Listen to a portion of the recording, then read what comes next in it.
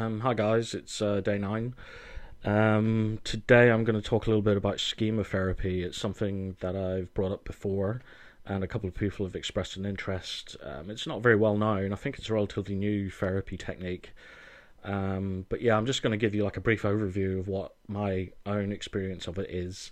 I'm no expert by any means, not at all. I'm no psychologist. I haven't studied it in depth or anything like that. I only know I had 2 months of schema therapy at the beginning of the year, and I found the concept and kind of like the detail behind it and the psychology behind it was really interesting. And reading into it for my own sake, I kind of saw various parallels with my own experience and thought, well, yeah, that makes sense to me.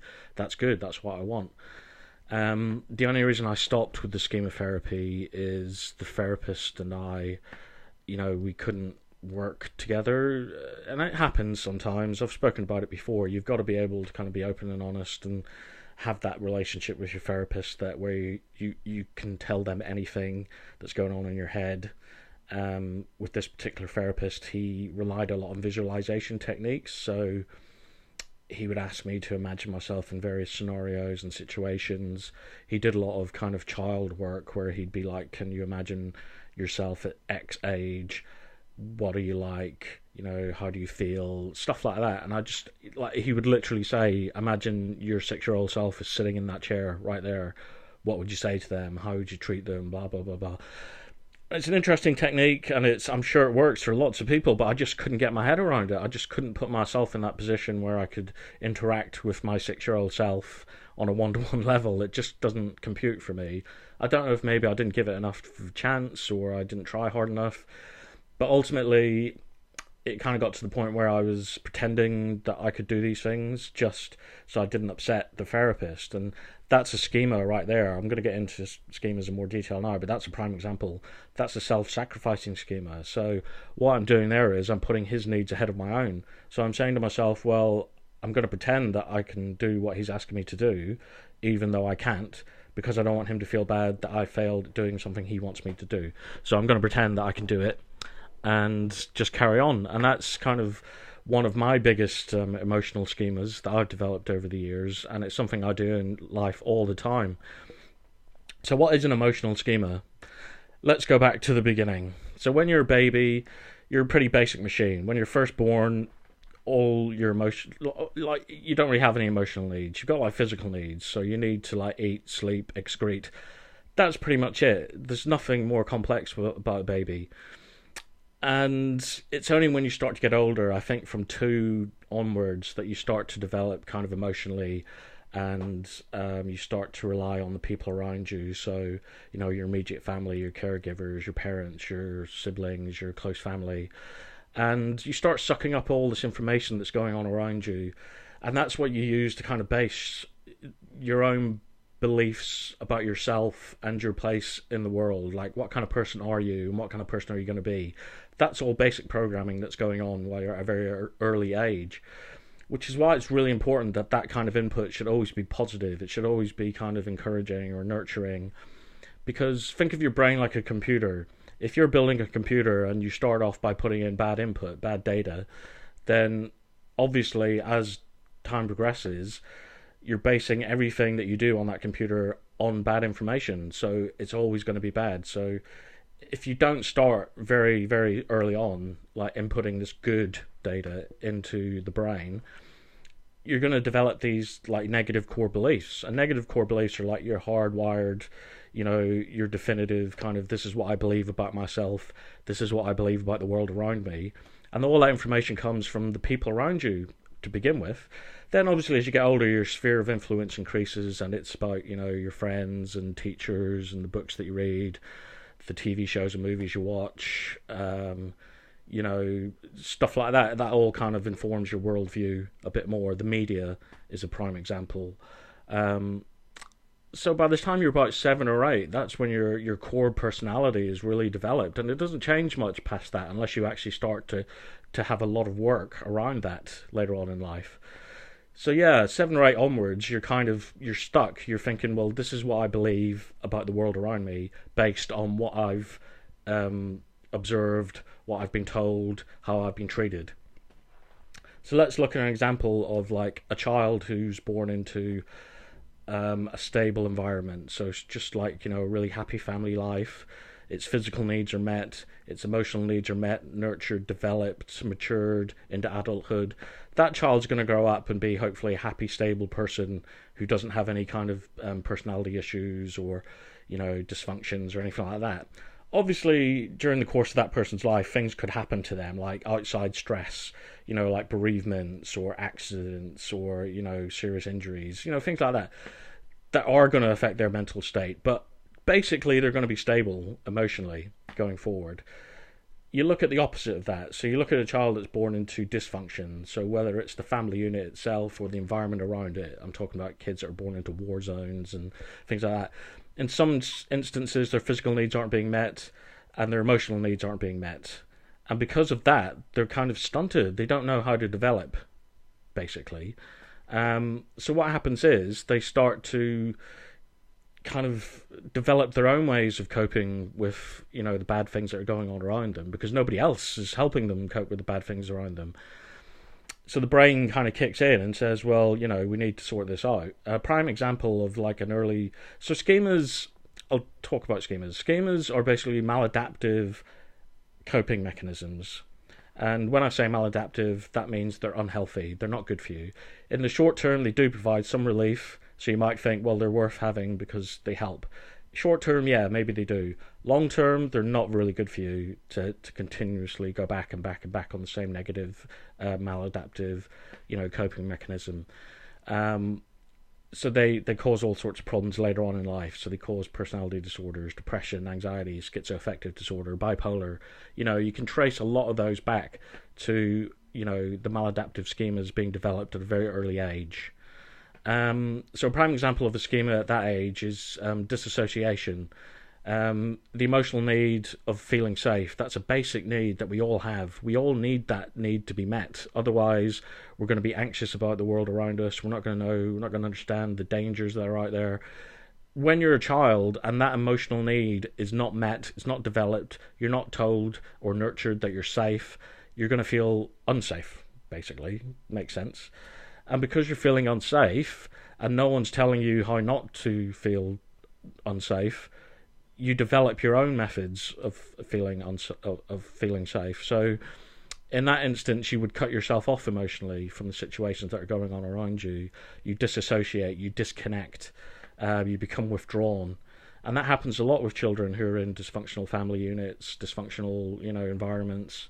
It's a very common emotional maladaptive coping mechanism. In the short term, it works because it cuts you off from the traumas that are going on at the time.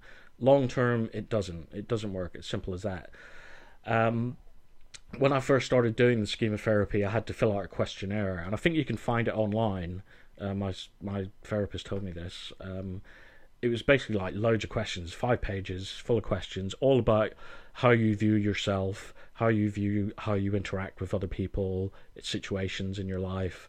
It was really in depth, and what that did, it kind of calculated my emotional landscape and what it was like in terms of schemas. And I think they've identified maybe 18 of these schemas. 18 distinct schemas that people generally will show over and over and over and over again. And my emotional landscape, straight away, I said yes, yes, yes, yes, yes. All those ones that's telling me I do have those schemas. So, like I've said before, the self-sacrifice schema, I always put my other people's needs ahead of my own. And that's quite common. I do that all the time. And people might say, well, that's a good thing, isn't it? You're doing something nice for somebody else. But ultimately, it's not, because it's coming from a negative place. It's not you're not doing it for altruistic or charitable means. You're doing it because basically you don't feel that you're good enough, that your needs don't matter. So you're going to put everyone else's needs ahead of your own, at the expense of your own, in most circumstances. So while on the face of it, that looks like it could be a good thing, the self-sacrifice, long term it's not, because you're constantly telling yourself that you're not good enough, that your needs don't matter, and they certainly don't matter as much as anybody else's. The funny thing about that one is, if you can work on that schema and recognize and make sure your own needs are met first, that puts you in a so much more stable position to then help people around you. So ultimately, it's kind of like, although initially the self-sacrificing schema, it's got this like benefit of helping other people. If you can develop it and kind of get rid of that schema, look after your own needs before everyone else's, make sure your needs are met, that makes you a more stable person, so that then you are better able and more emotionally stable to help the people around you. So everyone wins in that situation. So that's an example of one of the schemas I've got, big time. It's really hard to deal with, but these things you've got to be mindful. Everything that I'm talking about, it's not easy. It's not like I'm going to be able to tell you the answers to all the things that you want to know. I can't do that. You know, you probably can't do that. It's work. You're always having to work at these things. It's always being mindful. It's mindful of how you're feeling. It's mindful of what's going on around you. It's being mindful of all these things and then making an effort to change them.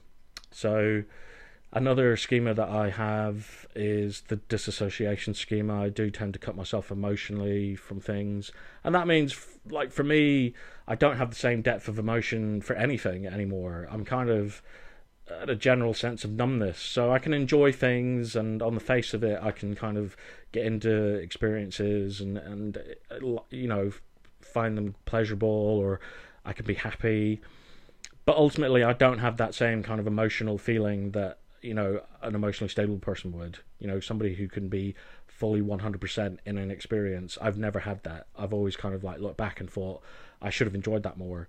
Again, I should. Forget that.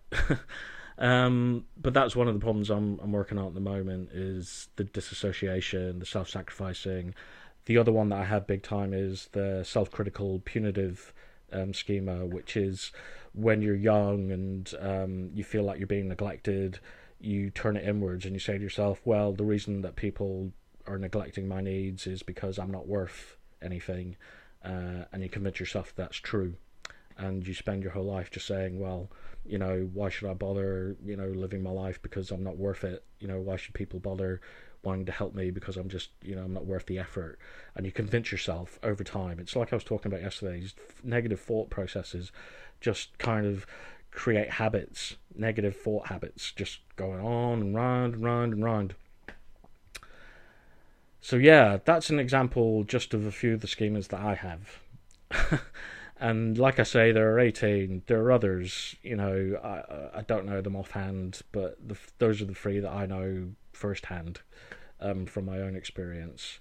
And like I say, it's a process. It's something that I kind of live with every day, trying to be mindful of how I feel, why I feel that way. Is it true? You've got to ask yourself a lot, is that true? That voice, the punitive voice in your head, that's my biggest issue. So that one that tells you, like, you're not good enough, don't bother trying to do anything because you're going to fail. It's always being able to step back and say, is that true? Is what that voice is saying, is it really true? Or, I mean, is it just bullshit? Like 10 times out of 10 it's bullshit, probably. But like I said, it's not easy. It is a gradual process, and like I said yesterday, you know, forming new positive habits takes time. It takes time and effort, and commitment, but ultimately it's got to be worth it, right? Because, you know, who wants to be miserable, and who wants to have these maladaptive? No one wants to be maladaptive. That just sounds awful. So I'm going to leave it there. It's just a brief overview on Schema Therapy.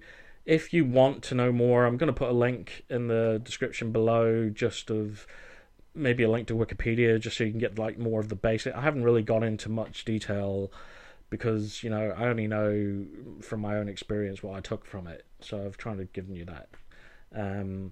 But even just a simple Google search, if you want to look into Schema Therapy a bit more, it's more for maybe like going back to the beginning, where we've developed, you know, our thinking patterns as children. You know, it's kind of focusing on that aspect of our lives where these negative things have impacted us at an early age, and we've kind of grown to believe them to be true right through our lives until we've kind of, like, you know, we're banging our heads against the wall, you know. But yeah, I'll leave it there for now. I hope you find it interesting, and always that you get something out of these videos. And yeah, I'll see you guys tomorrow. So have a nice day.